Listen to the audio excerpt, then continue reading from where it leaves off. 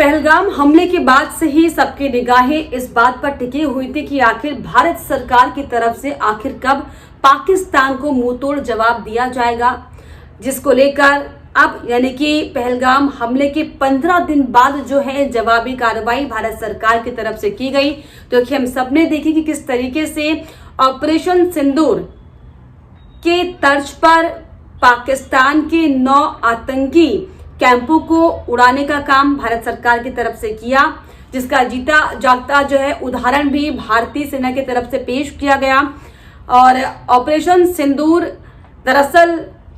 एक बहुत बड़ा एक्शन भारत सरकार की तरफ से इसीलिए है क्योंकि जिस तरीके से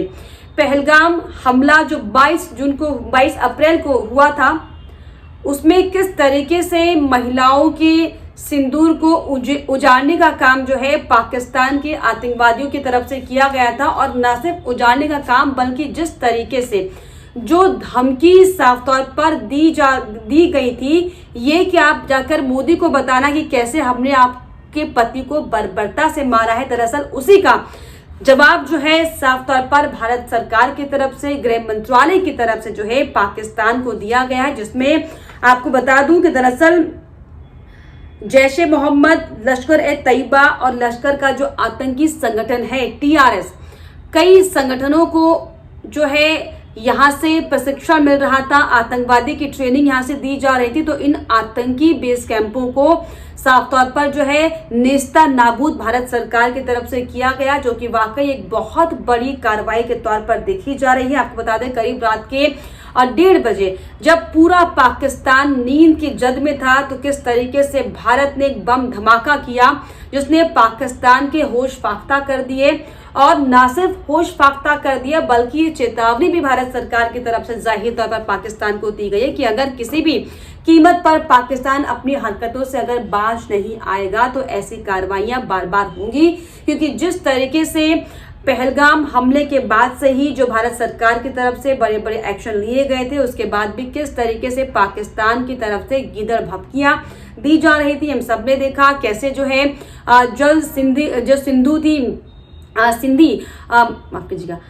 किस तरीके से जो जल सिंधु समझौता था उसको लेकर दरअसल जो है पाकिस्तान गिदड़ भपकियां दे रहा था, शिमला समझौता को जो है रद्द करने की धमकियां दे रहा था। और न सिर्फ शिमला समझौता को रद्द करने की धमकी बल्कि पाकिस्तान के दे रहा था, शिमला समझौता को जो है रद्द करने की धमकियां दे रहा था। और न सिर्फ शिमला समझौता को रद्द करने की धमकी बल्कि पाकिस्तान के मंत्री और नेताओं की तरफ से बयान आए थे कि अगर जल सिंधु समझौता रोका गया तो पाकिस्तान से जो है इसको लेकर बड़ा एक्शन लिया जाएगा। जल सिंधु संधि अगर रोकती है भारत सरकार तो खून की नदियां बहा दी जाएंगी। लेकिन कहां पर खून की नदियां बहाई जाएंगी, किस तरीके से बहाई जाएंगी, इसका साफ सीधा इंतजाम जो है भारत सरकार की तरफ से कर लिया गया। और सबसे ज्यादा खास बात यह है कि भारत सरकार की तरफ से ये भी साफ कहा गया है कि हमने किसी भी नागरिक को, यानी कि जिस तरीके से पहलगाम हमले में सिविलियंस पर हमला करने का काम जो पाकिस्तानियों की तरफ से किया गया था, भारत सरकार की तरफ से किसी भी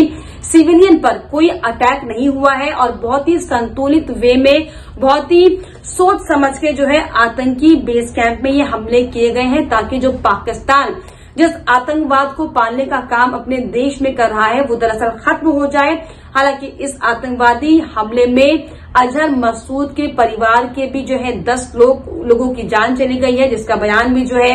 अजहर मसूद ने दिया कि काश मेरे ऊपर ये हमला होता, मैं मर जाता। यानी कि देखिए कैसे बड़े बड़े जो है आतंकवादियों का खात्मा भारत सरकार की तरफ से इस ऑपरेशन सिंदूर के जरिए किया गया है, जो कि साफ तौर पर जो है एक बहुत बड़े सबक के तौर पर पाकिस्तान के